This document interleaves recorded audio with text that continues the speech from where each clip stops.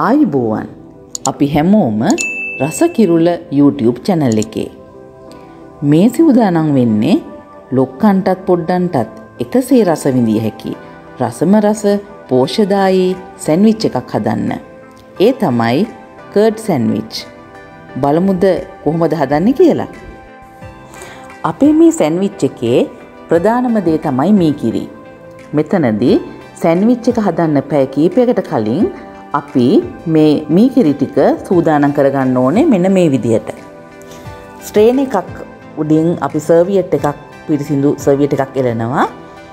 ඒක උඩට තමයි අපි මේ මීකිරි ටික දාන්නේ.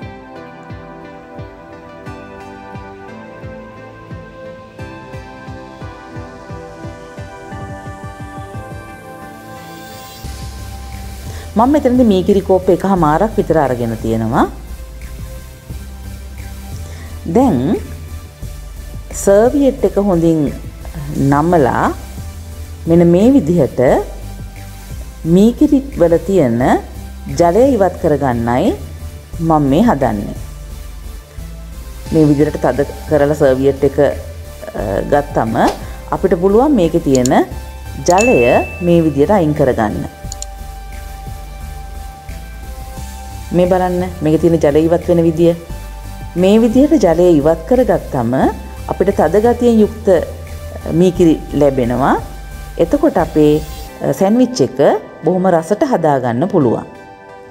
දැන් මේ ජලය ඉවත් කරගෙන ඉවර වෙච්ච මීකිරි ටික මේ විදිහටම මම සර්වියට් එකකින් ඔතලා වෙන භාජනයකට දාලා ශීතකරණේ තියාගන්නයි හදන්නේ. පැය 2ක් හෝ ඊට වැඩි කාලයක්. දැන් අපි සූදානම් වෙන්නේ අපි සෑන්ඩ්විච් එක හදන්න. අවශ්‍ය කරනවා පාන් පෙති කිහිපයක්. මේ තියෙන්නේ අපි කලින් හදාගලා ශීතකරණේ තියලා ගත්ත අපේ මීකිරි ටික. දැන් මේක බොහොම තද ගතියෙන් යුක්තයි.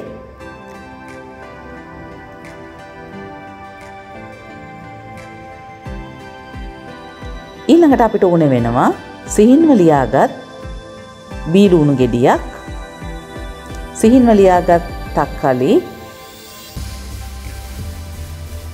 ගෝවා, මාළු මිරිස්, කැරට්, මයොනීස්. රස කිරීමට අවශ්‍ය වෙනවා අපිට ගම් මිරිස්, ලුණු, ඒ වගේම කෑලි මිරිස්. ඊළඟට මම මෙතනදී අරන් තියනවා තලයට ස්වල්පයක්.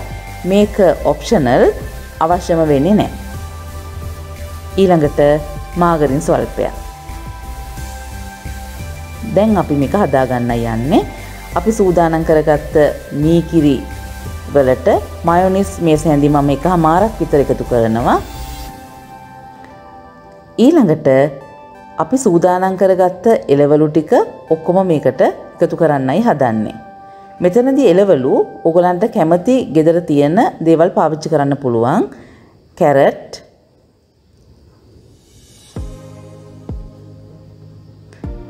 බීලුණු, තක්කලිත් අපි එකතු කළා. ඊළඟට මාළු මිරිස්, බෙල් පෙපර් උනත් ගන්න පුළුවන්. මේ ටිකට මම ඊළඟට එකතු කරනවා ගම් මිරිස් කුඩු. අවශ්‍ය පමණට ගන්න පුළුවන්. ඊළඟට රස අනුව ලුණු, ඒ වගේම කෑලි මිරිස්. පොඩි අයට නම් අපි මේක හදන්නේ කෑලි මිරිස් අඩුවෙන් දැම්මට ගැටලුවක් නැහැ. ඊළඟට මම මේ ඔක්කොම ටික හොඳින් මිශ්‍ර කරගන්නවා පේස්ට් එකක් වෙන විදියට.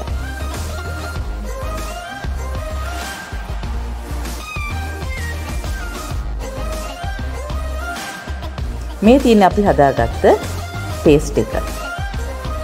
දැන් මම ආකාර දෙකකට කර්ඩ් සෑන්ඩ්විච් හදන්න ඔයගලන්ට මම කියලා දෙනවා. මේ පළවෙනි විදිය. මෙතනදී මම පාන් වල තියෙන වාටි කොටස් ටික අයින් කරනවා.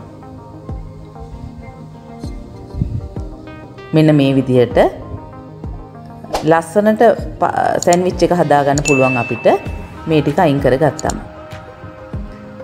දැන් මම අපි හදාගත්ත පේස්ට් එක අරගෙන මේ පාන් පෙත්තේ හොඳින් තවර ගන්නවා.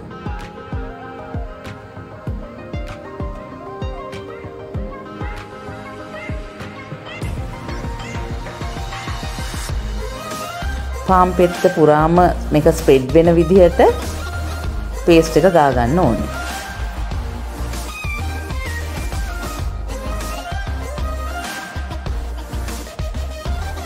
ටිකක් වැඩිපුර පේස්ට් එක ගත්තට ගැටලුවක් නැහැ.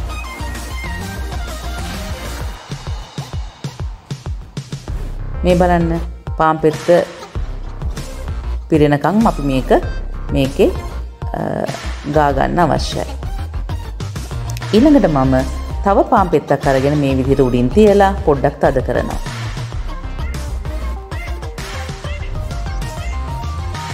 මේ තියෙන්නේ මම මේ විදිහට හදාගන්න තවත් සෑන්ඩ්විච් එකක්.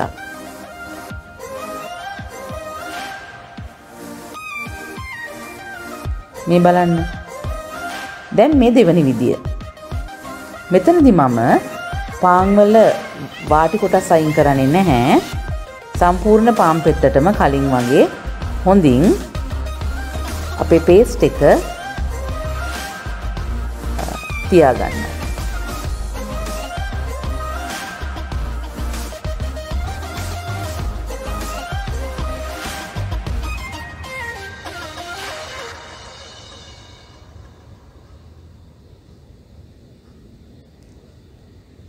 මේක හැමතැනම එක ප්‍රමාණයට එන විදිහට ගා ගන්න. තව පාන් පෙත්තකින් මේක මම තද කරගෙන පැත්තකින් තියනවා. ඒ විදිහටම තවත් පාන් පෙති කීපයක් මම හදා ගන්නවා. දැන් මම දෙවෙනි ක්‍රමයට හදනකොට මේ පාන් පෙති ටික ටෝස්ට් කරගන්නයි යන්නේ. ටිප ඔන් කරා පෑන් එකක් තියලා ඒක උඩට මම මාගරින් ස්වල්පයක් එකතු කරනවා. මාගරින් ටික පෑන් එක උඩ හොඳින් දිය වෙන්න අරිනවා. හැම තැනටම යන විදියට. ඊළඟට මම තලයට ස්වල්පයක් අරගෙන මාගරින් එක උඩට දානවා. මම කලින් කිව්වා වගේ මේක අත්‍යවශ්‍ය නැහැ. කැමති නම් දාන්න පුළුවන්. හැබැයි දැම්මොත් රසයි. දැන් මම අපි සූදානම් කරගත්ත සෑන්ඩ්විච් එක මේක උඩින් තියලා ටෝස්ට් කරගන්නවා. මේ වෙලාවේ ලිපේ ගින්දර අඩුවෙන් තියන්න. මේක හිමින් බ්‍රවුන් පාටට එනකන් චුට්ටක් අපි ටෝස්ට් කරනවා. මෙන්න මේ විදිහට හැන්දෙන් චුට්ටක් තද කරන්න. දැන් මම සෑන්ඩ්විච් එකේ උඩ පැත්තට මාගරින් ස්වල්පයක් තවරනවා. මේ සූදානම් වෙන්නේ මේ අනිත් පැත්තත් ටෝස්ට් කරගන්න.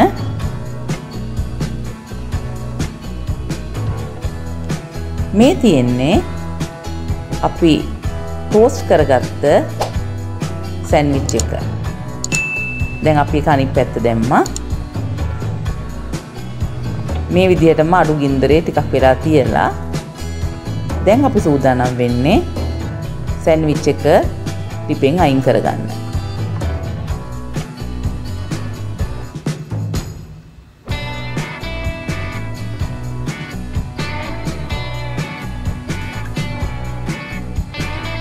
අපි තවත් එකක් හදලා බලමු.